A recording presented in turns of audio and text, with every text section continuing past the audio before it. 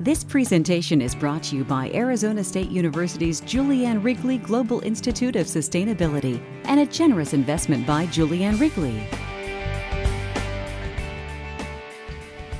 And you know, this whole notion of the humane economy is one that I'm hoping becomes part of our national discussion.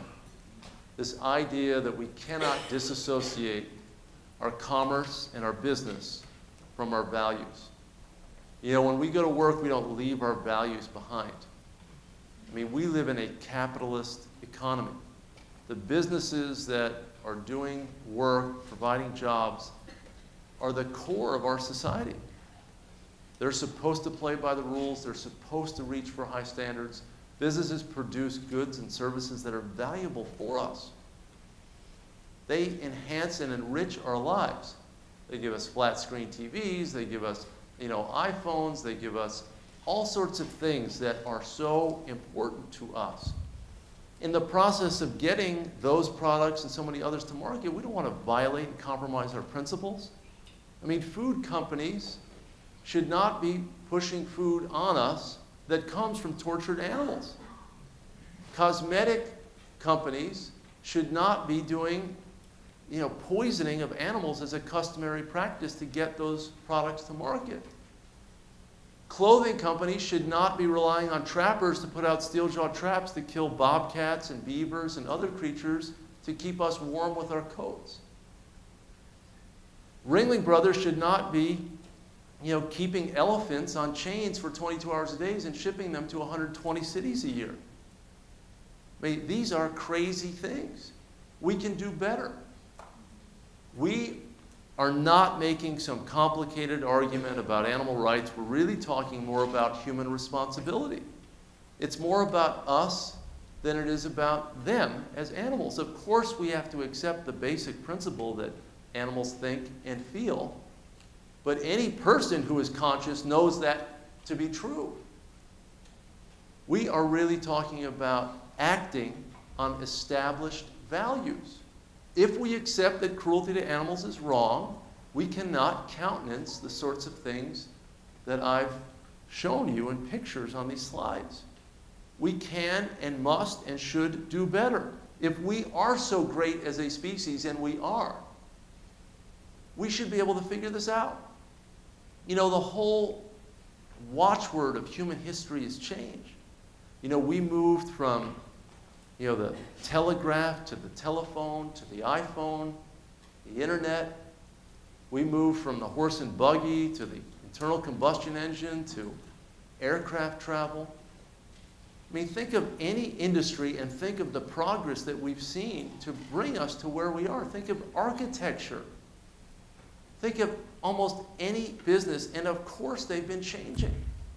It's time that we change the way that animals are treated in businesses that were grounded on animal exploitation. It's right for animals. It's right increasingly for the businesses because that's what we're expecting as a society that is more and more alert to the needs of animals. But this sort of change that happens across different sectors of the economy is not self-executing. It happens because there are good people who stand up and demand reform. The whole history of our country is built on thought leaders and principled people who said we've got to do things a better way. Whether they were moral crusaders or business entrepreneurs. I mean, look at the history of our country. I mean, in the latter part of the 18th century when we were formed, it was just white propertied males who had all the political rights and all the power and had the capital. We had a struggle for the first 80 years of our history to eliminate chattel slavery. I mean, we fought a great civil war over it. 600,000 people died. It split the country in half. But people were fighting for a principle that human bondage is unacceptable and it was inconsistent with the principles of our Constitution and our Bill of Rights. Those lofty principles mean something. Freedom, justice, fairness. We had the denial of women's voting rights For 140 years, it wasn't until 1920 that half the population got the right to vote. There were suffragists who fought and battled, who were mocked early in the process. But they fought and they got their rights to vote. And of course, we look back and think, how could it have taken so long? How could we have been so silly? We've had fights over civil rights, in the 50s, in the 60s. We're battling on environmental protection and sustainability. But you better believe we should also be battling for animals. We have an asymmetrical relationship with them. We can kill them. We can imprison them on factory farms. We can wipe out entire species. We just barely, stop before killing off the bison in the United States. We brought them from 40 to 60 million to just 500 animals in the period of about 3 decades in the 19th century. There were billions of passenger pigeons in the span of just 40 years. They were gone. And that was when we had much more rudimentary technology than we have today. We had the ability to wipe out the most abundant species from the planet, even then. So our power is so much greater now to do terrible things to animals. I mean, factory farming is an example of human ingenuity, disassociated from conscience. But when we can think about human ingenuity and marry it to conscience, that's the society that we want. That's the society that we can all be proud of. That's a society without so many victims.